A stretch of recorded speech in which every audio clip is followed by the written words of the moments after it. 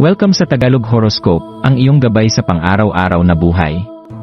Dito, hatid namin ang iyong horoscope araw-araw. Alamin kung ano ang naghihintay para sa iyo sa pag-ibig, trabaho, kalusugan, at swerte.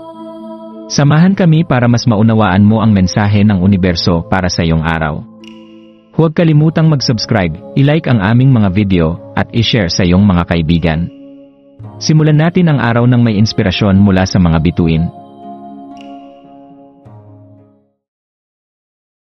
Narito ang iyong pang-araw-araw na horoscope para sa Aquarius ngayong January 11, 2025. Sa araw na ito, Sabado, January 11, inaanyayahan ka ng universo na yakapin ang iyong natatanging alindog, Aquarius. Sa ilalim ng posisyon ng buwan sa Gemini, ang iyong likas na kaakit-akit na personalidad ay sumig at nagpapalakas sa iyong mga interaksyon. Habang tinatahak mo ang araw, hayaang magdala sa iyo ng mga bagong pananaw ang iyong hindi tradisyonal na pananaw sa pag-ibig, maaari itong magbukas ng mga nakakagulat na sorpresa. Ngayon, ang ika-negatibo 13 araw ng buwan ay nag-aalok ng isang bihirang pagkakataon upang makipag-ugnayan sa mundo ng mga espiritu. Ang pagkakataong ito ay nag-aanyaya sa iyo na magmuni-muni at palayain ang anumang hinanakit na maaaring magbigat sa iyong puso. Patawarin ang nakaraan at tanggalin ang mga pasakit na nanatili sa iyong kalooban upang magbigay daan sa mga bagong enerhiya at pananaw na papasok sa iyong buhay.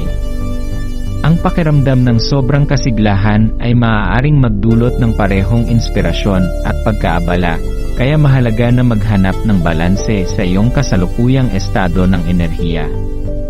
Makinig sa iyong paligid at magnilay kung paano nakakaapekto ang iyong heightened na pakiramdam sa iyong pagiging malikhain at ang iyong mga koneksyon.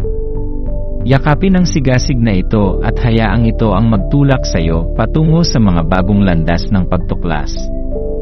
Sa ilalim ng impluwensya ng buwan, ang eksperimento at pagtuklas ay paborable, kaya't samantalahin mo ang araw na ito upang subukan ang mga bagong bagay.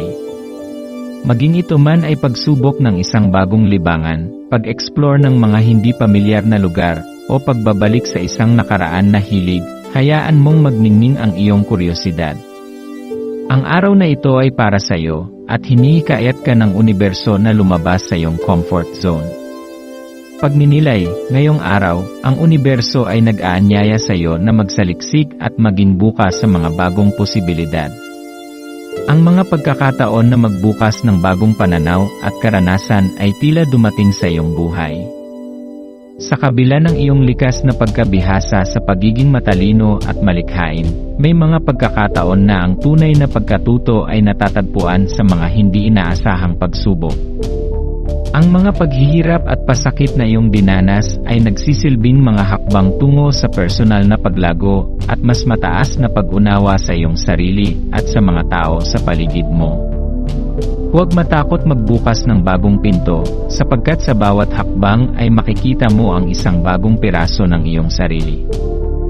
Gabay, patawarin ang nakaraan, ang pag-aalis ng mga hinanakit ay makakapagbigay linaw sa iyong isipan at magpapaluwag sa iyong kalooban. Maglaan ng oras upang talakayin ang iyong mga nararamdaman at tanggapin na ang pagpapatawad ay hindi para sa iba, kundi para sa iyong sariling kapayapaan. Balansihin ang kasiglahan at kapayapaan. Ang iyong likas na kasiglahan ay maaaring magdulot ng bagong enerhiya sa iyong buhay, ngunit tiyaking hindi ito magiging sanhi ng pagkaabala sa iyong mga layunin. Maglaan ng oras upang magpahinga at magsanay ng mindfulness upang maiwasan ang burnout at manatiling nakatuon sa iyong mga hinaharap na hakbang. Mag-eksperimento at matutong maging bukas sa pagbabago. Ngayon ay isang perpektong araw upang subukan ang mga bagong bagay at yakapin ang lahat ng oportunidad na darating. Magtiwala sa iyong kakayahang mag-adjust sa bagong mga karanasan, at hayaang ang bawat hakbang ay magtulak sa iyo patungo sa mas mataas na antas ng pag-unawa at personal na paglago. Sa huling salita, ang araw na ito ay nag-aanyaya sa iyo na lumikha ng espasyo para sa pagbabago sa iyong buhay.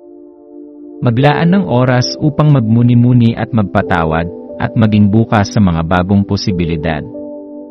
Huwag matakot na mag-explore at lumabas sa iyong comfort zone, dahil dito makikita mo ang mga bagong aspeto ng iyong sarili na magpapalakas sa iyo sa pagharap sa mga hamon at oportunidad sa hinaharap.